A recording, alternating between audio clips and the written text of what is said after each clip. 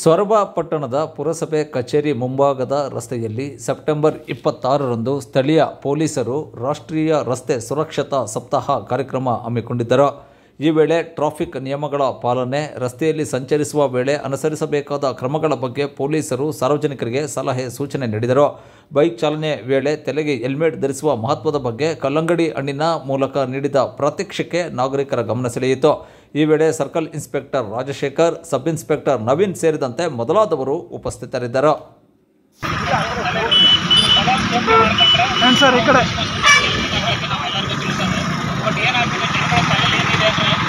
ಪೊಲೀಸರು ಫೈನ್ ಕಟ್ಕೊಳ್ತಾರೆ. ದಯವಿಟ್ಟು ನೀವು ಪೊಲೀಸರು 500 ರೂಪಾಯಿಗಿಂತ ನಿಮ್ಮ ಜೀವ ದೊಡ್ಡದು. ಯಾಕಂದರೆ ನೀವು ನಿಮ್ಮ ಮನೆಗೆ ನೀವೇ ಮುಖ್ಯಸ್ಥರಾಗಿರ್ತೀರ, ನೀವೇ ಮಕ್ಕಳಾಗಿರ್ತೀರ, ನೀವು ಜೀವನ ತಂದೆ ತಾಯಿಗಳು ನಿಮ್ಮ ಮಕ್ಕಳು ನೋಡ್ಕೊಳ್ಬೇಕಾಗುತ್ತೆ. ಜೀವ ಒಂದ್ಸಲ ಜೀವವಾಗಿ ಮತ್ತು ಬರೋದಿಲ್ಲ.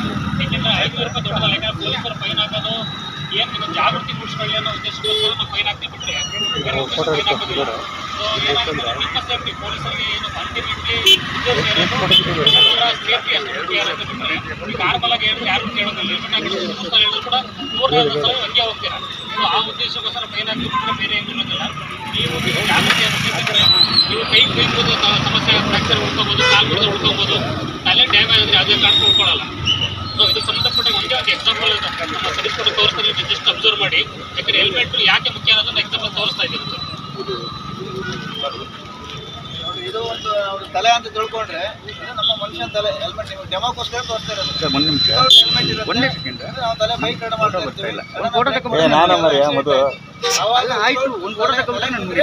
ಹೆಂಗಾಗುತ್ತೆ ಅಂತ ಹೇಳಿ ನೋಡಿ. ಇದು ನಿಮ್ಮ ವಿತೌಟ್ ಹೆಲ್ಮೆಟ್ ತಲೆ ಏನಾಗುತ್ತೆ ಅಂದರೆ ಎಲ್ಲ ಗೊತ್ತಾಗಲ್ಲ. ಕೆಲವೊಂದ್ಸಲ ದೂರ ಹೊಡೆದಾಗುತ್ತೆ, ಕೆಲವೊಂದ್ಸಲ ಒಳಗೆ ಹಿಂಗೆಲ್ಲ ಬ್ಲೀಡಿಂಗ್ ಆಗುತ್ತೆ. ನೋಡಿ ಏನಿದೆಲ್ಲ ಬ್ಲೀಡಿಂಗ್ ಲೆಕ್ಕದಲ್ಲಿ ಆಗುತ್ತೆ. ಸೊ ಹಾಗಾಗಿ ವಿತೌಟ್ ಹೆಲ್ಮೆಟ್ ಇದು ಮತ್ತೆ ಬಿಟ್ಟು ಕಲ್ಲಂಗಡಿ ನಮ್ಮ ತಲೆನೇ. ಸೊ ಹಾಗಾಗಿ ಹೆಲ್ಮೆಟ್ ಕಡ್ಡಾಯ ತೋರಿಸಿ ನೋಡಿ. ಈಗ ವಿತೌಟ್ ಹೆಲ್ಮೆಟ್ ಹೆಲ್ಮೆಟ್ ಹಾಕಿ ತಲೆ ಒಳಗೆ ಹೆಲ್ಮೆಟ್ ಇದೆ.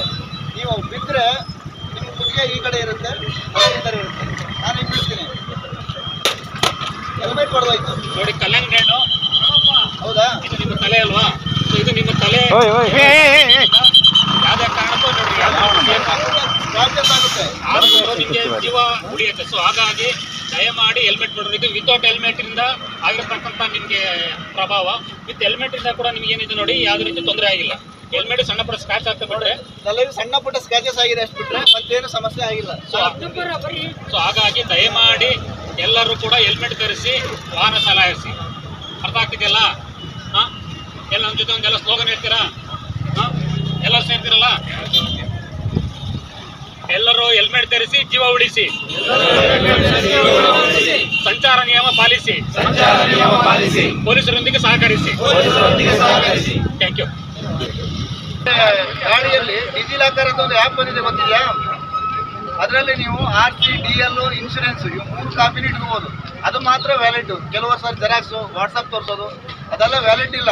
ಆದರೂ ಸಹಿತ ನಾವು ಕೆಲವು ಟೈಮ್ ಬಿಟ್ಟು ಕಳಿಸ್ತೀವಿ. ಆಮೇಲೆ ನೀವು ನೋಡಿರ್ಬೋದು, ನಾವು ವಿತೌಟ್ ಹೆಲ್ಮೆಟ್ ಇದ್ದವ್ರನ್ನಷ್ಟೇ ಟಾರ್ಗೆಟ್ ಮಾಡಿ ಇಡ್ತೀವಿ. ಹೆಲ್ಮೆಟ್ ಹಾಕಿ ಬಂದರೆ ಕೆಲವು ಡಾಕ್ಯುಮೆಂಟ್ಸ್ ಸಹಿತ ನಾವು ಚೆಕ್ ಮಾಡಲ್ಲ. ಅದು ಏನಾದರೂ ಹಳೆ ಗಾಡಿ ನಂಬರ್ ಪ್ಲೇಟ್ ಇಲ್ಲ ಅಂದರೆ ಎಷ್ಟು ಅಟ್ಯಾಚ್ ಆಗುತ್ತೆ.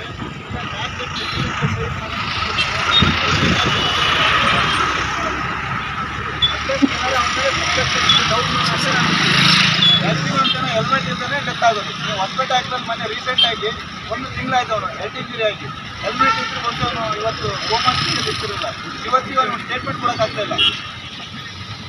ಅದಕ್ಕೆ ಹೇಳೋದು, ಹೆಲ್ಮೆಟ್ ಇದ್ದರೆ ಅಟ್ಲೀಸ್ಟ್ ನಮ್ಮ ತಲೆ ಹೊಡೆದ್ರೆ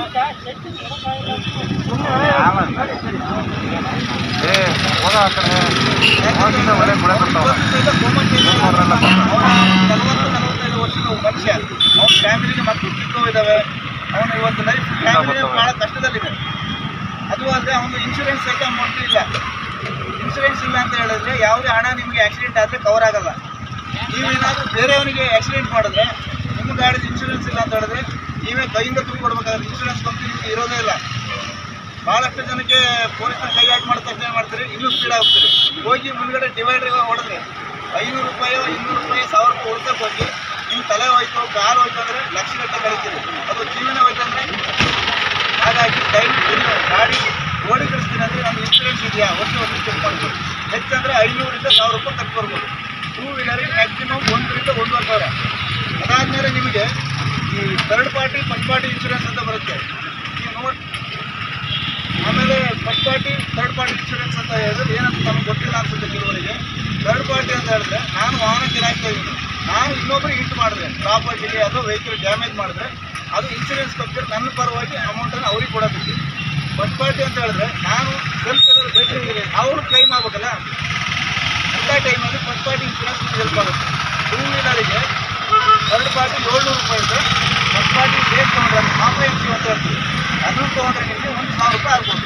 ಅವೆರಡು ತೊಗೊಂಡ್ರೆ ಏನು ಅನುಕೂಲ, ನೀವೆಲ್ಲರೂ ಸೆಲ್ಫ್ ಆಗಿ ಎಲ್ಲ ಟೈಮು ಸರಿ ಇಲ್ಲ, ರೋಡೇ ಸರಿ ಇಲ್ಲದೆ ಇರ್ಬೋದು ಅಥವಾ ವೆದರ್ ಕಂಡೀಷನ್ ಸರಿ ಇಲ್ಲದೆ ಸ್ಲಿಪ್ ಆಗಿ ಬೀಳ್ಬೋದು. ಅಂಥ ಟೈಮಲ್ಲಿ ಏನಾಗುತ್ತೆ ನಿಮಗೆ 15 ಲಕ್ಷ ರೂಪಾಯಿ ಪರ್ಸನಲ್ ಆಕ್ಸಿಡೆಂಟ್ ಕವರೇಜ್ ಅಂತ ಇರುತ್ತೆ. ನೀವು ಆ ಕಂಡೀಷನಲ್ಲಿ ಫಸ್ಟ್ ಏನು ಹೊಸ ಗಾಡಿ ತೊಗೊಂಡ್ರೆ ಅದಕ್ಕೆ 1% ಕವರ್ ಆಗುತ್ತೆ ನಿಮಗೆ. ಲಾಸ್ಟ್ 5 ಇಯರ್ಸ್ಗೆ ನಿಮಗೆ ಥರ್ಡ್ ಪಾರ್ಟಿ ಕೊಡ್ತಾರೆ. ನೀವು ಫಸ್ಟ್ ಪಾರ್ಟಿ ಇನ್ಶೂರೆನ್ಸ್ ಮಾಡ್ತಾ ಹೋದರೆ ನಿಮಗೆ ಒಂದು ಸೆಕ್ಯೂರ್, ಆಮೇಲೆ ಥರ್ಡ್ ಪಾರ್ಟಿ ಹೊಡೆದ್ರೆ ಏನಾದ್ರು ಬೇರೆ ಹೊಡೆದ್ರೆ ಅದು ಅಡಿಷನಲ್ ಆಗಿ ಕವರ್ ಆಗುತ್ತೆ ನಿಮಗೆ. ಅಂದರೆ ತಲೆ ಉಳಿದ್ರೆ ನಮ್ಮ ಜೀವ ಉಳಿಯುತ್ತೆ, ಜೀವ ಉಳಿದ್ರೆ ನಮ್ಮ ಫ್ಯಾಮಿಲಿ ಉಳಿಯುತ್ತೆ. ಹಾಗಾಗಿ ಹೆಲ್ಮೆಟ್ ಹಾಕಿ. ಇನ್ನೊಂದು ಈ ಸಿಟಿಯಲ್ಲಿ ನಾವು ನೋಡ್ತಿದ್ದೀವಿ, ಸಣ್ಣ ಮಕ್ಕಳು ಬಿಲೋ 18 ಗಾಡಿ ಓಡಿಸೋದು.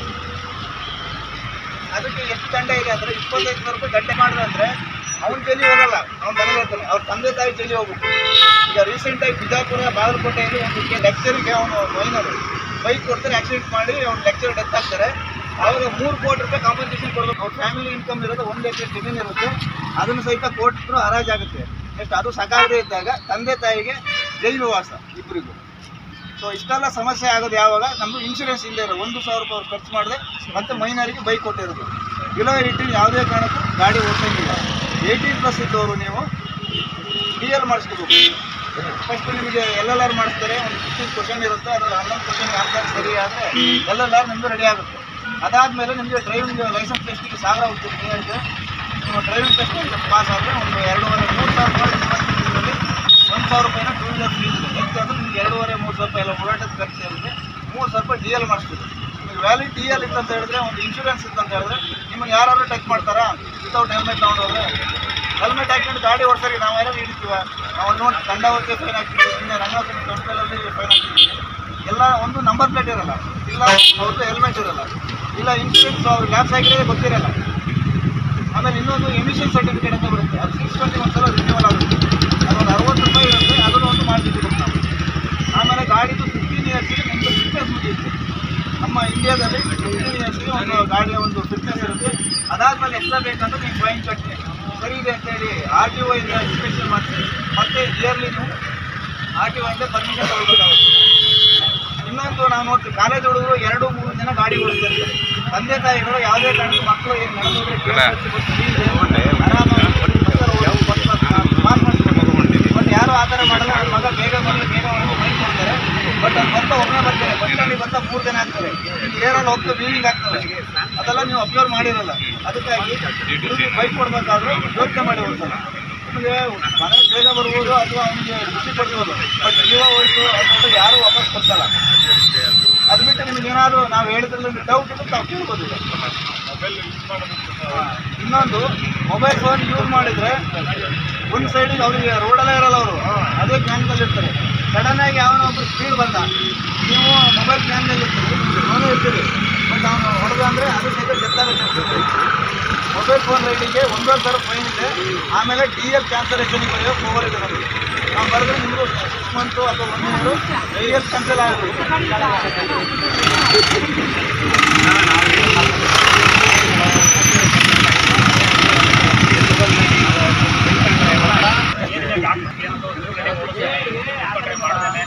ಏನು ಸಂಚಾರ ನಿಯಮಗಳ ಪಾಲಿಸದೆ ಮಾಡಿದ್ರೆ ಯಾವುದೇ ರೀತಿ ಅಪಘಾತಗಳಿಂದ ಆಗ್ತಕ್ಕಂಥ ಮೃತ್ಯುಗಳನ್ನ, ಅಪಘಾತಗಳಾಗತಕ್ಕಂಥ ತೊಂದರೆಗಳನ್ನು ನಾವು ತಪ್ಪಿಸೋದು. ಹಾಗಾಗಿ ಏನು ನಮ್ಮ ಸಂಚಾರ ನಿಯಮ ಇದೆ ಅದು ದಯಮಾಡಿ ಪಾಲಿಸಿ. ಏಕೆಂದರೆ ಒಂದು ಧರ್ಮದಲ್ಲಿ ನಾವು ನೋಡಿದಂಗೆ ಅಷ್ಟು ಅಪಘಾತಗಳು ಆಗುತ್ತಾ ಇದೆ. ಹಾಗಾಗಿ ನನಗೆ ಅವನೇ ಉಗ್ರಾಗ್ತಿರ್ಬೋದು. ಅದು ಏನಾಗುತ್ತೆ, ನಮಗೆ ಬೇರೆ ನೋಡಿದ್ರೆ 10 ಜನ 20 ಜನ 30 ಜನ ಅಷ್ಟೇ ಅಂಕಿಅಂಶ ಅನ್ಬೋದು. ಬಟ್ ಅವ್ನು ಸಂಖ್ಯೆಗಳ ಮನೆಗೆ ಗೊತ್ತಾಗುತ್ತೆ ಅಷ್ಟು ವ್ಯಾಲ್ಯೂ ಏನಿದೆ ಅಂತ. ಅವ್ರು ಸಂಖ್ಯೆಗಳ ಮನೆಗೆ ಅವ್ರು ಸಹಾಯ ತಂದು ಅವ್ರು ಕೊಡ್ತಾ ಇರ್ತಾರೆ. ಸೊ ಹಾಗಾಗಿ ಅದನ್ನು ಯಾವುದೇ ಅವಕಾಶ ಕೊಡಬೇಡಿ.